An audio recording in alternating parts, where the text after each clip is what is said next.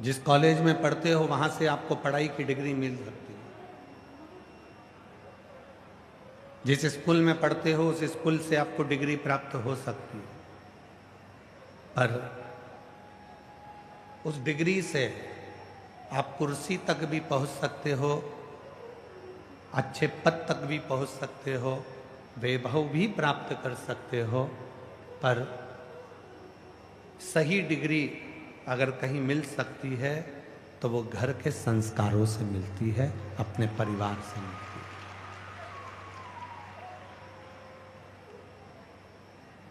एक श्रेष्ठ डिग्री, बहुत ऊंचे ओहदे पर पहुंच गए, बहुत ऊंची कुर्सी पर पहुंच गए, बहुत ऊंचे पद पर पहुंच गए, बहुत ऊंचे ओहदे पर पहुंच गए, कुर्सी पर पहुंच गए, पद पर पहुंच गए, तुम बहुत बड़े ऑफिसर भी बन गए और बहुत बड़े आप वैभवशाली भी बन गए, और यदि आप में नम्रता नहीं है, आप में मिठास नहीं है, शुद्ध हृदय में भाव नहीं है, तो वो फिर पद, वो कुर्सी भी किसी काम की नहीं होती। मूल है आपका प्रेम।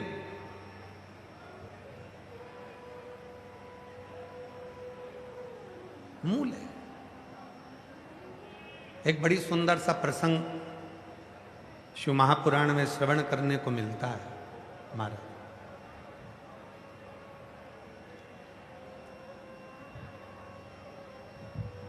एक बार भगवान देवादिदेव महादेव के 10 मां विद्या के साथ में, माता पार्वती जी के साथ में भगवान शंकर के 10 अवतार हैं।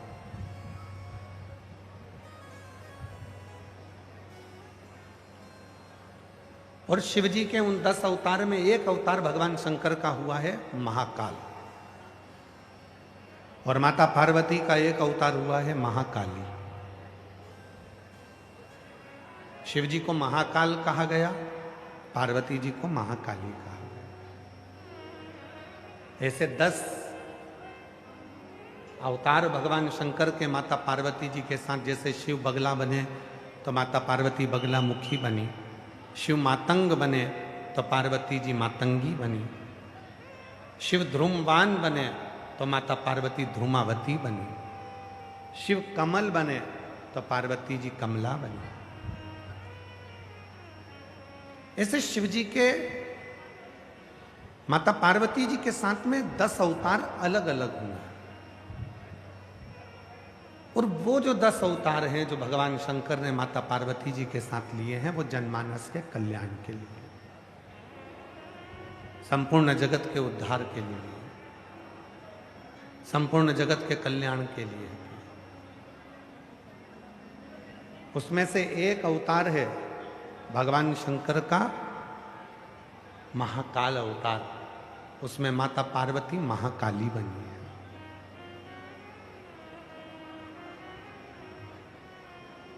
अब पार्वती जी जब महाकाली बन गई तो भगवान शंकर महाकाल के रूप में जब प्रकट हो गए, तो भगवान शंकर का जो महाकाल का स्वरूप था,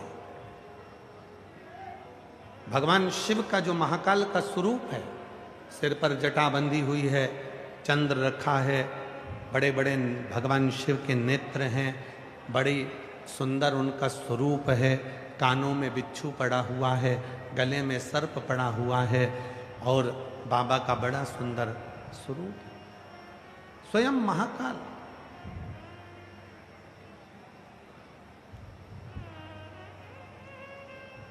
और उसी स्वरूप के साथ में अगर प्रकट हुई तो माता महाकाली, महाकाली प्रकट हो गई। अब भगवान शंकर तो जनमानस के कल्याण के लिए रूप धरकर आ गए। इतने में शंकर भगवान ने पार्वती जी से कहा, पार्वती तू महाकाली बन गई, तू महाकाली बन गई। अब पार्वती, जब तू महाकाली बन गई है तो मैं तेरे से पूछूं कि तू महाकाली बनकर रहेगी कहां? तो कहां महाकाली बनकर रहेगी? पार्वती जी ने कहा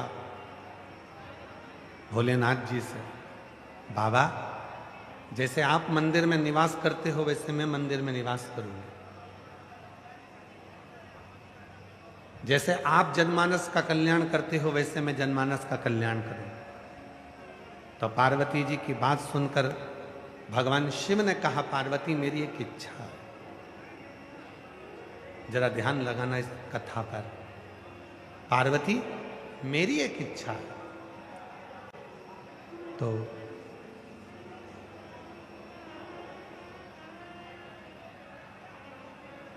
पार्वती मेरी एक इच्छा है, अगर तुम उसको पूर्ण करो तो। पार्वती जी ने कहा, बोलिए आपकी क्या इच्छा है। शिव जी कहते हैं, पार्वती तू मंदिर में रहे मना नहीं है, तू मंदिर में निवास कर मना नहीं है, तू मंदिर में जाकर विराजमान हो जा महाकाली बनकर मना नहीं है। पर पार्वती मेरा एक मन है कि संपूर्ण जगत में जितनी नारियां हैं, संपूर्ण जगत में जितनी स्त्रियां हैं, उन स्त्रियों के भीतर भी तू महाकाली बनकर विराजमान हो जा। उनके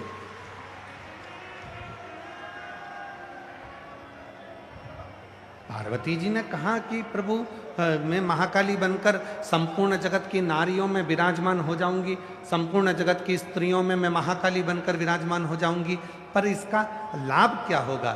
तब भगवान देव अधिदेव महादेव ने कहा, पार्वती जब संपूर्ण जगत की नारियां अपने घर में रहेंगी, दुख आएगा उसको निगल जाएंगी, तकलीफ आएगी उसको निगल जाएंगी। अपने पति पर, अपने पुत्र पर, अपने पिता पर, अपने भाई पर जब कष्ट आएगा तो तू उनके भीतर विराजमान होकर उनके दुखों को तू निगल जाएगा। शिव तत्व कहता है, मां पार्वती जी ने उसी दिन भगवान शंकर को वचन दे दिया। माता पार्वती जी ने भगवान शंकर को उसी दिन वचन दे दिया। पार्वती जी ने वचन दिया उसी दिन।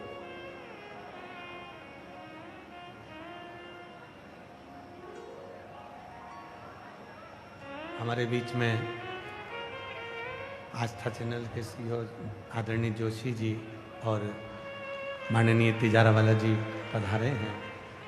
साधुता है आपको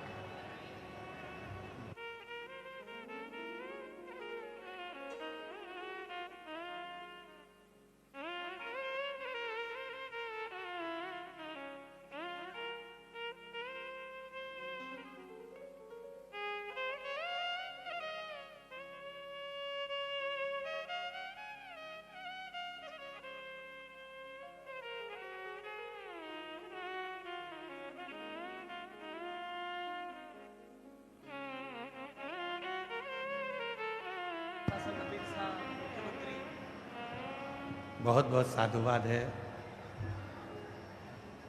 यहाँ के सांसद महोदय श्री योगेश चंदोलिया जी को, जिन्होंने आज की कथा को जो चल रही है उसको बल प्रदान करा, और यहाँ की प्रशासन को भी बहुत बहुत साधुवाद। मैं यहाँ के आईजी, डीआईजी, यहाँ के कमिश्नर, यहाँ के एसपी, यहाँ के एसएसपी, यहाँ की माननीय मुख्यमंत्री जी श्रीमती रेखा गुप्ता जी को, और यहाँ के गृह मंत्री भारत सरकार के माननीय श्री अमित शाह जी को, प्रधानमंत्री जी को, सभी को साधुवाद देता हूँ। जो दिल्ली के इस जापानी बार में जो कथा हो रही है उसमें लाखों भक्तों को संभालना और साथ में इस कथा को प्रारंभ करने के लिए बहुत बहुत साधुवाद। एक बार जोरदार ताली बजाएं सभी साधु।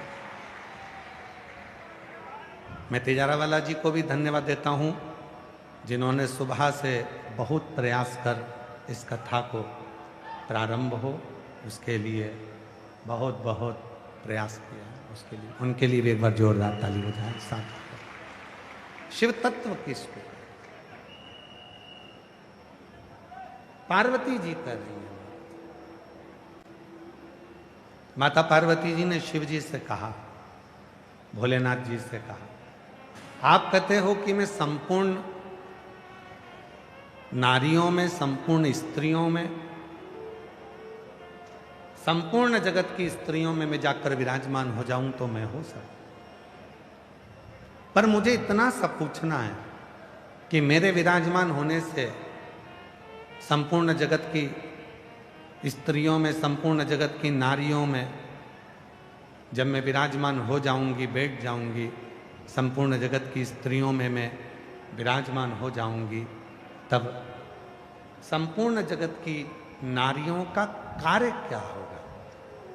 तो कहा संपूर्ण जगत की जो स्त्रियां हैं, जब हे महाकाली तुम स्वयं उनके भीतर जब विराजमान हो जाओगी तो ये निश्चित है कि उनके परिवार में जो दुख आएगा, उनके परिवार में जो कष्ट आएगा, उनके परिवार में जो तकलीफ आएगी, वो तकलीफ को तुम स्वयं महाकाली बनकर उस तकलीफ को निगलती चली जाओगी, उस तकलीफ को झेलती चली,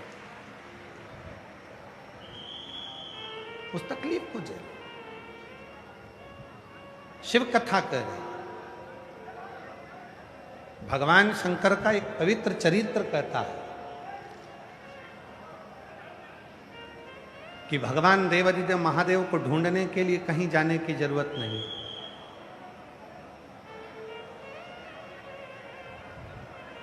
कोई कहे कि वो वहां मिलेगा, कोई कहे कि वो वहां मिलेगा, कोई कहे कि वो वहां मिलेगा, कहीं ढूंढने जाने की जरूरत नहीं है। अगर मेरे भोले बाबा को ढूंढना है तो आप अपने भीतर ढूंढने का प्रयास करो, मेरा शंकर तुम्हारे भीतर विराजमान।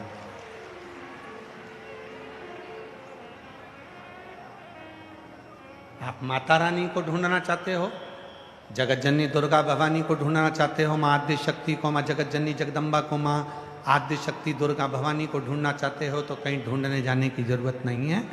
तुम्हारे घर में जो नारी विराजमान है, तुम्हारे घर में जो माँ विराजमान है, तुम्हारे घर में जो बेटी विराजमान है, तुम्हारे घर में जो बहन है, बस उसी में तुम उस जगत जननी के स्वरूप का दर्शन करो तो माता का दर्शन अपने आप होने लगे, अपने आप। उनको ढूंढने जाने की जरूरत नहीं पड़ेगी, उनको बहुत दूर जाकर ढूंढना नहीं पड़ेगा। और ये चरित्र केवल बोलने का चरित्र नहीं, शिव महापुराण के अंतर्गत भगवान ब्रह्मा जी जब स्वयं कहते हैं कि इस सृष्टि का रचनाकर्ता मैं हूं, जब ब्रह्मा जी स्वयं कहते हैं कि इस सृष्टि का रचनाकर्ता मैं हूं, इस सृष्टि को रच में रहा हूं, इस सृष्टि को चला में रहा हूं, इस सृष्टि को करने वाला मैं हूं, इस सृष्टि का रचनाकर्ता मैं हूं, तब स्वयं भगवान विष्णु ब्रह्मा जी को समझाते हैं, नहीं ब्रह्मदेव, ये तुम कहना बंद कर दो कि सृष्टि का रचना करता मैं हूं। तुम ये कहना बंद कर दो कि सृष्टि की रचना मैं कर रहा हूं। तुम ये कहना बंद कर दो कि सृष्टि को मैं दे रहा हूं। नहीं नहीं, भगवान विष्णु ने कहा इस सृष्टि को अगर कोई दे रहा है, इस सृष्टि की कोई रचना कर रहा है, इस सृष्टि को कोई संचालित कर रहा है, तो वो स्वयं देव अधिदेव महादेव संचालित कर रहे हैं और रचना कर रहे हैं। और रचा है सृष्टि को जिस प्रभु ने, वही ये सृष्टि चला रही। रचा है सृष्टि को जिस प्रभु ने, वही ये सृष्टि चला रही। जो पेड़ हमने लगाया पहले, जो पेड़ हमने लगाया पहले, उसी का फल हम पा रहे। रचा है सृष्टि को जिस प्रभु ने, वही सृष्टि चला रही।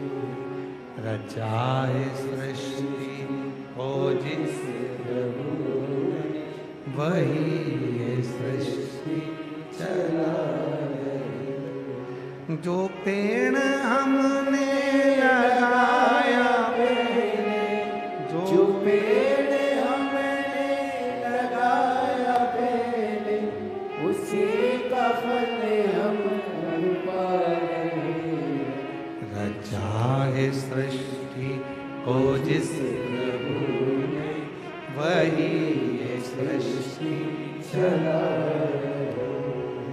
रचा है सृष्टि को जिस प्रभु ने, वही ये सृष्टि चलाए। स्वयं भगवान विष्णु ने कह दिया ब्रह्मा जी को, ब्रह्मदेव तुम ये कहना बंद कर दो कि ये सृष्टि की रचना मैं कर रहा हूँ, इस सृष्टि को मैं चला रहा हूँ। ब्रह्मा, बल्कि तुम कहो कि मैं इस सृष्टि का रचना करता नहीं हूँ, मैं इस सृष्टि का संहार करता नहीं हूँ। इस सृष्टि का रचना करता और संहार करता तो स्वयं देव अधिदेव महादेव है, मैं इसका कुछ भी नहीं, मैं कुछ भी नहीं। जो कुछ कर रहा है वो शिव कर रहा है। हम एक बात पूछें आपसे दिल्ली वालों, जरा उत्तर दीजिएगा, मेरी दिल्ली की जीजियों, मेरे दिल्ली के जीजाओं, मेरी बेटियों बेटाओं और मेरे बुजुर्ग माता पिता, उत्तर देना।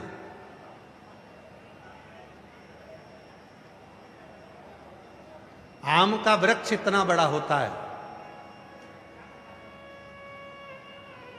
मौसम्बी का वृक्ष बड़ा होता है, इमली का वृक्ष बड़ा होता है, खजूर का पौधा, खजूर का वृक्ष बड़ा होता है, पर उसका बीज कितना बड़ा होता है? छोटा सा। एक छोटा सा बीज एक बड़े पेड़ को बना देता है, एक बड़े वृक्ष को बना देता है। एक छोटा सा बीज एक बड़े वृक्ष का निर्माण कर देता है। उसी तरह हमारा छोटा सा पुण्य हमारे पूरे जीवन को सार्थक बना देता है। एक छोटा सा पुण्य, भूखे को भोजन, प्यासे को पानी, जय बाबा बरदानी। क्या प्रेरणा देता है कि हमने अपनी जिंदगी में अगर छोटा सा भी पुण्य करा तो वो एक बड़ा वृक्ष बन जाता, बड़ा। और एक हमने जिंदगी में थोड़ा सा भी पाप किया तो वो पाप भी बड़ा बन जाता। हमने पहले भी कथा में कहा, गुस्सा आया, क्रोध आया, बहुत तेज गुस्सा आया, अंदर गए, तलवार लेकर आ गए, चक्कू लेकर आ गए, बंदूक लेकर आ गए और किसी को मार दिया। कितनी देर का गुस्सा आया था? 10 मिनट का। कितनी देर का गुस्सा आया था? 15 मिनट का। कितनी देर का गुस्सा आया था? 20 मिनट का। 10 मिनट के गुस्से में तुमने झगड़ा भी कर लिया, 15 मिनट के गुस्से में तुम घर में चले भी गए, 15 मिनट के गुस्से में तुम तलवार निकाल के लिए आए, 15 मिनट के गुस्से में तुम चक्कू निकाल कर लिया है, 15 मिनट के गुस्से में तुम बंदूक निकाल कर लिया है। और वो 15 मिनट का गुस्सा ऐसा आया कि तुमने सामने वाले को तलवार से मार दिया, चक्कू से मार दिया, बंदूक से मार दिया। अब गुस्सा कितनी देर का था? 10 मिनट का। गुस्सा कितनी देर का था? 15 मिनट का। अब 15 मिनट का गुस्सा, 10 मिनट का गुस्सा, अब तुमको सजा कितने समय की दिलवा रहा है? वो 10 मिनट का जो गुस्सा है, जो 15 मिनट का गुस्सा है, वो सजा दिलवा रहा है 10 साल की, 15 साल की, 20 साल की। अब जरा अंदाजा लगाना कि गुस्सा था 10 मिनट का, क्रोध था 10 मिनट का, गुस्सा आया था 15 मिनट का, और सजा कितने समय की हो गई? 15 साल की। छोटा सा पाप हमें एक बड़ा वृक्ष बना देता, पाप का वृक्ष। छोटा सा पुण्य एक बड़ा वृक्ष बना देता है सत्कर्म का, छोटा सा। इसीलिए शिव महापुराण की कथा आपको बार बार कहते हैं कि मत बुरे कर्म कर वरना पछताएगा, भगवान की आंखों से तू बच नहीं पाएगा, तू बच नहीं पाएगा। अरे ओ अज्ञानी मत कर, अरे ओ अज्ञानी मत कर।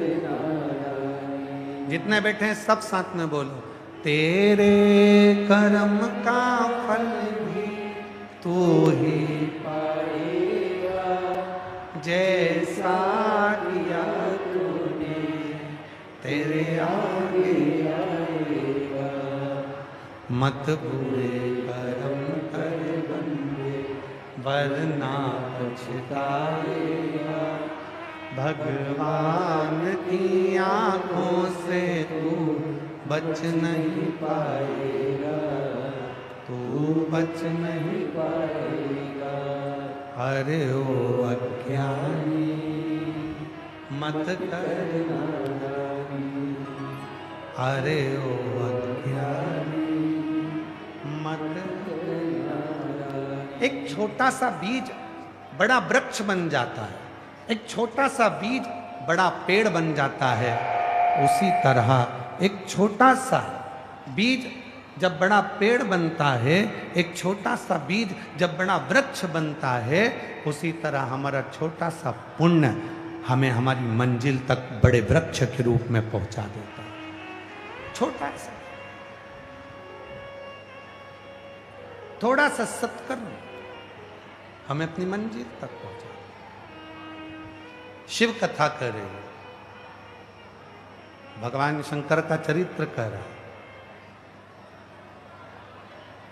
ब्रह्मा जी को समझाया भगवान विष्णु ने कि तुम ये कहना बंद कर दो कि ये मैंने किया।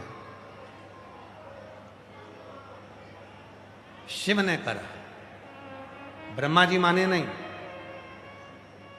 अभी कथा में आपको कहा भगवान को ढूंढने के लिए कहीं नहीं जाना,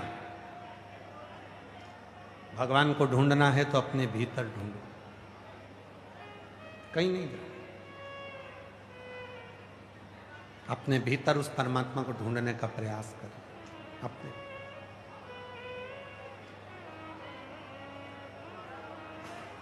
ब्रह्मा जी को भगवान ब्रह्मदेव ने एक बड़े सारे पर्वत को घुमाना प्रारंभ करा और ब्रह्मदेव ने उस पर्वत को घुमाकर विचार किया कि मैं जानना चाहता हूं कि सृष्टि का रचना करता संहार करता कौन है।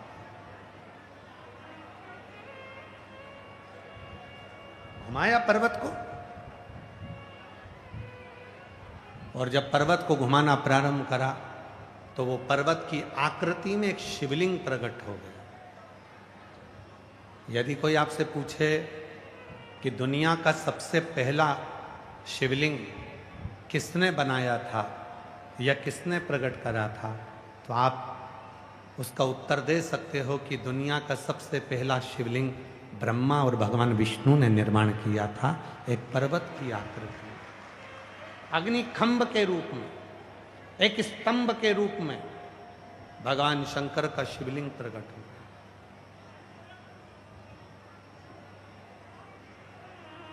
और वो शिवलिंग कोई साधारण नहीं,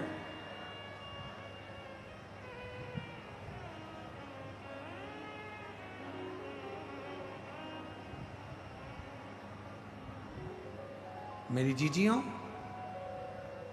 मेरे जीजाओं, मेरी बेटियों, बेटाओं, मेरे बुजुर्ग माँ बाप, आप किसी शंकर जी के मंदिर में जब जल चढ़ाने के लिए जाते हो तो आपको लगता होगा कि ये पत्थर का शिवलिंग है।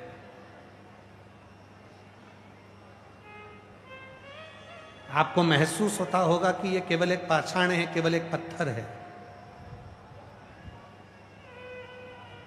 स्फटिक है, भारत का शिवलिंग है, स्फटिक का शिवलिंग है, लोहे का शिवलिंग है, लकड़ी का शिवलिंग है, मिट्टी का शिवलिंग है, पत्थर का शिवलिंग है, पारत का शिवलिंग है, गोमेद का शिवलिंग है, नीलम का शिवलिंग है, पुखराज का शिवलिंग है, मोती का शिवलिंग है।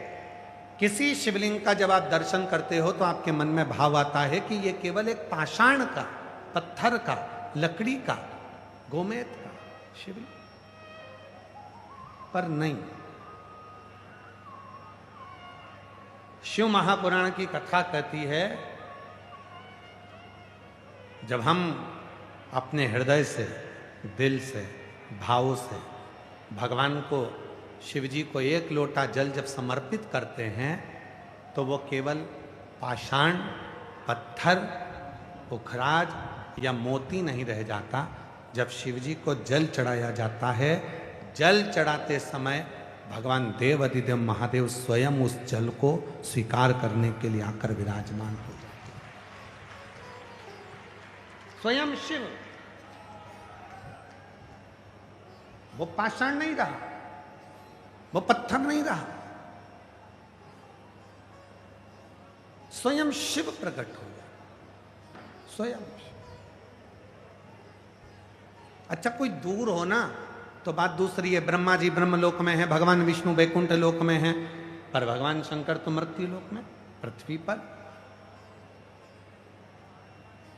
कोई बहुत दूर हो गया तो उसको अगर अपने मन की बात कहना है तो फिर पत्र लिखना पड़ेगा, तार करना पड़ेगा, वहां तक बात पहुंचेगी कि नहीं पहुंचेगी कोई भरोसा नहीं है। पर यदि जो नजदीक में,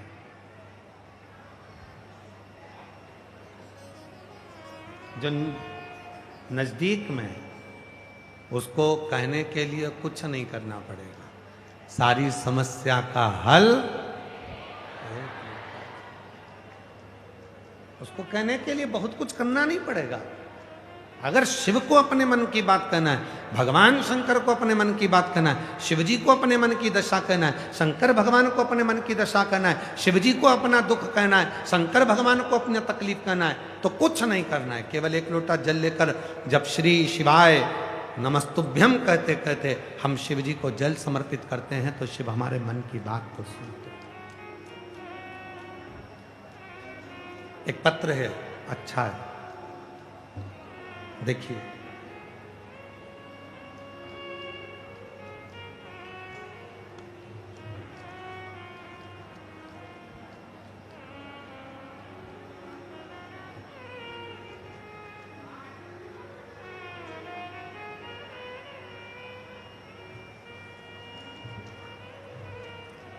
मेरा नाम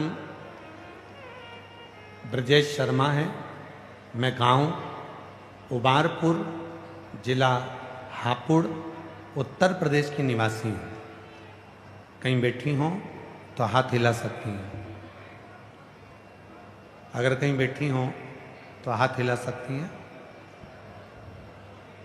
कहीं बैठी हों तो अपना हाथ हिलाएं। मेरा नाम ब्रजेश शर्मा है। मैं गांव उबारपुर, जिला हापुड़। कहीं बैठी हों तो हाथ हिला सकती हैं। आप ही हैं? आ जाइए, आ जाओ, एक बेलपत्र ले जाना। जिला हापुड़, उत्तर प्रदेश का निवासी हूँ। गुरुजी, मैं भोले बाबा का क्या वर्णन करूं। मेरा बेटा अंकुर शर्मा पिछले 4 वर्ष से सरकारी नौकरी की तैयारी कर रहा था, परंतु कहीं पर भी उसका नंबर नहीं आ रहा था। कभी 1 नंबर से, कभी 2 नंबर से रह जाते थे। गुरुजी, फिर आपकी कथा हापुड़ में अक्टूबर के महीने में 2024 में हुई थी। हमने पंडाल में बैठकर आपकी कथा सुनी। उसके बाद आपकी कथा दिसंबर महीने में मेरठ में हुई थी। हमने वहाँ पहुंचकर पंडाल में कथा सुनी और भक्तों का मुख झूठा कराया। आप कहते हो शिव भक्तों को मुख झूठा कराने से कुछ नहीं हो तो जरा सा बिस्कुट, टॉफी, पानी कुछ खाने का खिलाकर मुख झूठा कराने से या पानी पिलाने से बाबा पूर्ति जरूर करता है। गुरुजी, हमने भी शिव भक्तों का मुख झूठा कराया। गुरुजी, आप कहते हो कि पंडाल में बैठकर जो मांगा जाता है भोले बाबा उसकी झोली जरूर भरते हैं। गुरुजी, उसके बाद भोले बाबा ने घर में एक साथ 2-2 खुशियां दे दी।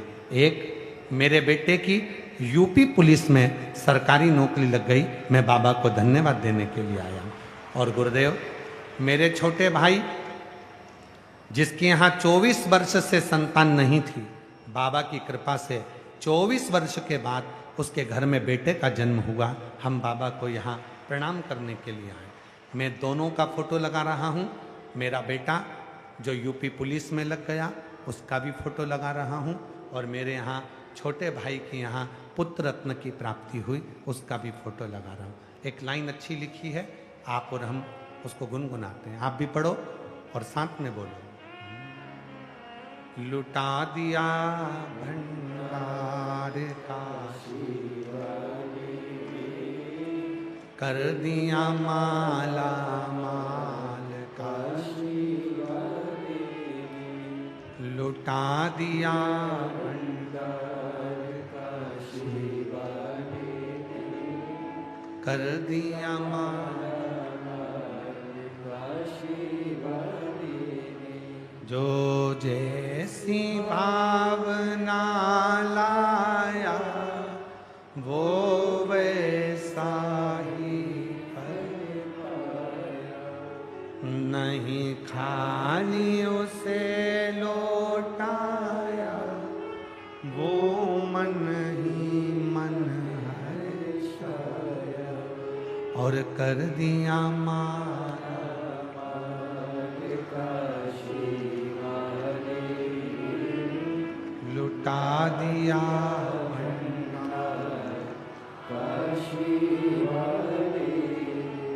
शिव के बिना कुछ नहीं मिल सकता। आप भरोसा जितना दृढ़ रखेंगे, विश्वास जितना दृढ़ रखेंगे, शिव उतना आपकी सुने। आप विश्वास प्रबल रखिए। कोई कहता है कि शिव पुराण ने दुनिया के लोगों को क्या दिया है?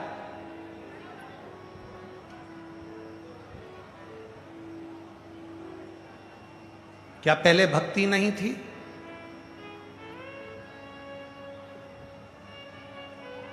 क्या पहले पूजन पाठ नहीं थी? सब कुछ था। पर शिव महापुराण ने दो चीजें दी हैं। एक दी है श्रद्धा और दूसरा दिया है शंकर पर भरोसा, विश्वास। ये दो चीजें शिव पुराण ने दो चीजें दे दी। एक विश्वास दे दिया, एक श्रद्धा, खूब दृढ़ विश्वास, खूब दृढ़ विश्वास। दुख आया, लोग एक लोटा जल लेकर शिव जी के मंदिर पर चले।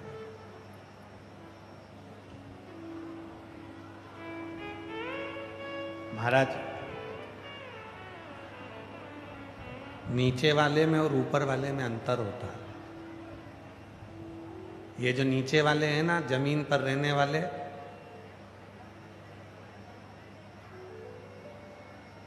ये जितने जमीन पर रहने वाले हैं ना, ये सब मतलब पड़ता है तब तुमसे जुड़ते हैं, और मतलब पड़ता है जब तुमको जोड़ते हैं।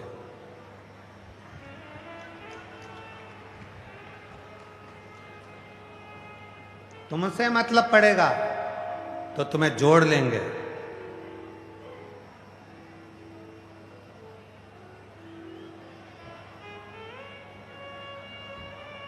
मतलब पड़ेगा तो तुमको जोड़ने का प्रयास करेंगे। ये नीचे वाले जितने हैं ना, ये सब संसार में रहने वाला व्यक्ति मतलब से तुमको जोड़ता है। तुम्हारे पास धन ज्यादा है, तुम्हें जोड़ने का प्रयास करेंगे। तुम्हारे पास कुर्सी है, तुम्हें जोड़ने का प्रयास करेंगे। तुम्हारे पास में पद है, तुम्हें जोड़ने का प्रयास करेंगे। तुम्हारे पास में वैभव है, तुम्हें जोड़ने का प्रयास करेंगे। ये जितने नीचे वाले हैं, याद रखना, तुम्हारा धन देखकर तुमको जोड़ने का प्रयास करेंगे, तुम्हें अपनी ओर खींचने का प्रयास करेंगे। पर मेरे शंकर भगवान ऊपर रहते हैं, कैलाश पर, बहुत ऊंचाई पर रहते हैं। इसलिए शिव पुराण कहती है कि मेरा शंकर तुम्हें मतलब से नहीं जोड़ता, बल्कि तुम्हें तुम्हारे जीवन के कल्याण के लिए शिव अपनी ओर जोड़ते हैं। शिव जोड़। क्यों आए हो कथा में? 42 से 45 डिग्री टेम्परेचर है, और 42 से 43-44 डिग्री टेम्परेचर में आप लोग अपना अपना छाता लेकर, जो पंडाल में बैठे हैं वो तो अपनी जगह पर है, पर जो धूप में है अपना अपना छाता ले लेकर, अपना अपना चादर लेकर बैठे हो। क्यों आए? क्योंकि तुम नीचे वाले से नहीं जुड़े हो। नीचे वालों से जुड़ोगे तो वो केवल मतलब से जोड़ेंगे। तुम शिव महापुराण की कथा में इतनी गर्मी में